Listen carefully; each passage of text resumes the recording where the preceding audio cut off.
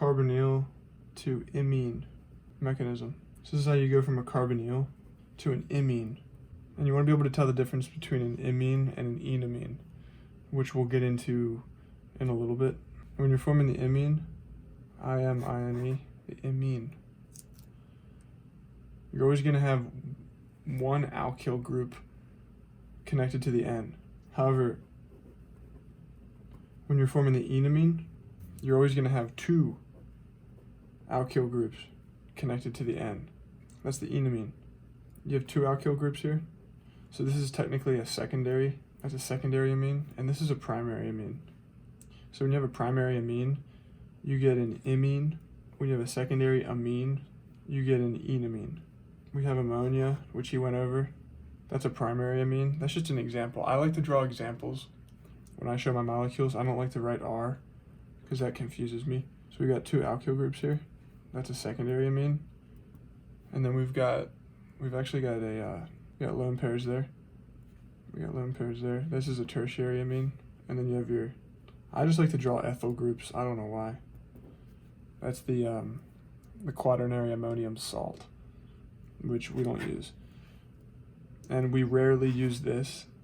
When we mix this with carbonyls, we get no reaction, which we'll see later. But I just wanted to go over this imine mechanism. I believe this was my mechanism when I took the class back in fall 2018. You protonate the carbonyl first. That's always your first step usually. Send it up. We got resonance. We got this amine that can come in. And this is where formal charges become a big deal. The nitrogen was making a bond to there, so it makes that bond. It has two hydrogens on it, and it's also bonded to the ethyl. So you must consider all that. And nitrogen, when it has 4 bonds, it has a positive charge. So he says we can use B-.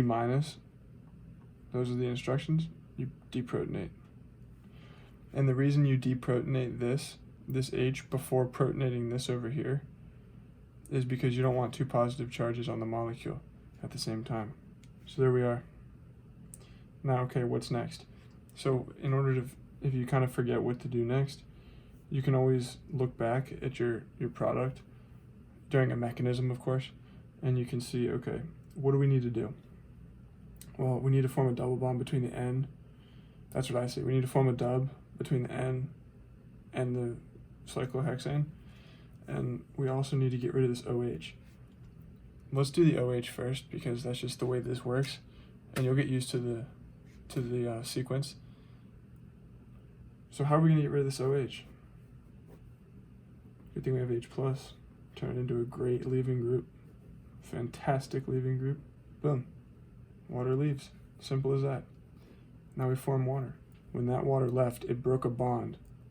So we have a positive right there. Now, what do we have? We have resonance. So let's show that. There it is. Simple as that. Well, now what? We're really close to where we should be. We're really close to our product. What do we got to do? We just have to deprotonate. What do we deprotonate with? Well, water left right up in here, so we can actually use that water to deprotonate. So let's grab an H, move electrons over onto the N, and then call it a day. So that's the imine, the formation of the imine from the carbonyl. And usually I say, oh, don't worry about the name, don't worry about the name. I would know the name of this. Like, this is something that you want to know about because we talk about it so frequently that you need to know. There are certain names that you should not memorize, like the names of reactions, but the name of this, like this molecule, this imine, I think it wouldn't hurt to know it. All right, let's look at some other places we have imine formation on GSS number 8. So let's say we got number 3 here.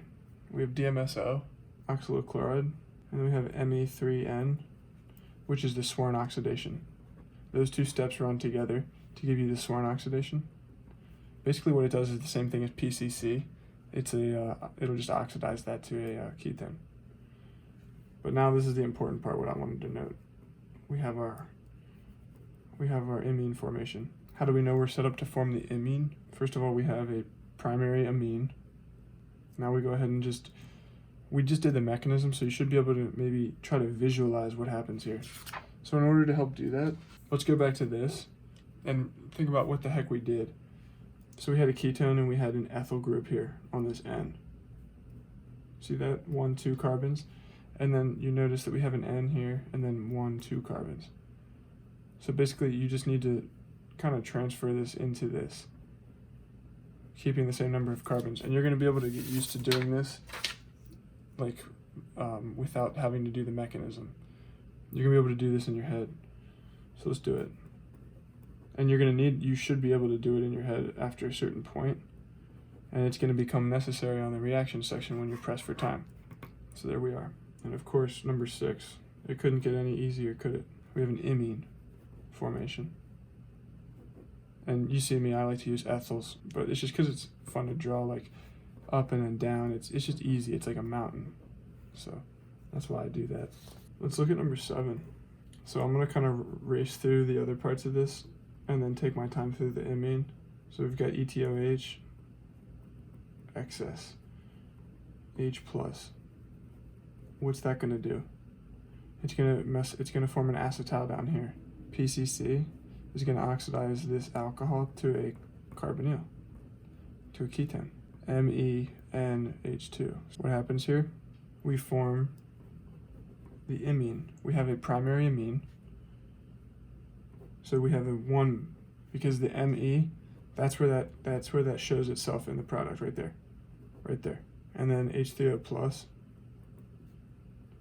is going to just go ahead and it's actually going to hydrolyze this amine down to a carbonyl. We'll go through that mech next, and then it'll hydrolyze the acetal to a carbonyl. That's our product. All right, so there's a lot going on here. Let's look at number 9. We've got a primary amine. Looks like we've got ourselves an aldehyde here. Same thing applies, just do the same business. You have your carbonyl, that's where you put your double bond. You have your N, that's where you put that, and then ethyl. Simple. You can draw an H there or not. I don't really know if you should or not, but you're gonna have to check with him on that one. So basically number 10, I'm just gonna simplify it to this because it's the same thing. We have NH3, H plus. So let's look at this thing. You see how in this problem with the ethyl group, we had the N and then the ethyl, and we had two H's there? Well, this is the same thing. I drew ammonia in this form to kind of make it look like the above problem so that it can make it easier to understand. We have H2 and we have N. So we put the ethyl group there because that's what was out here. So now let's just put an H there, which we did. That H right there can be there, just as this can be here. I like to try to make things correspond like that. That's how I see it. So hopefully that helps. So let's simplify number 11 down. You have your double bonds there. That's where the double bonds stay.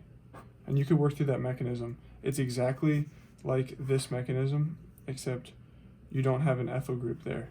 You have an H instead. You have another H. So it's pretty neat how that works. That's basically it for the imine formation from a carbonyl.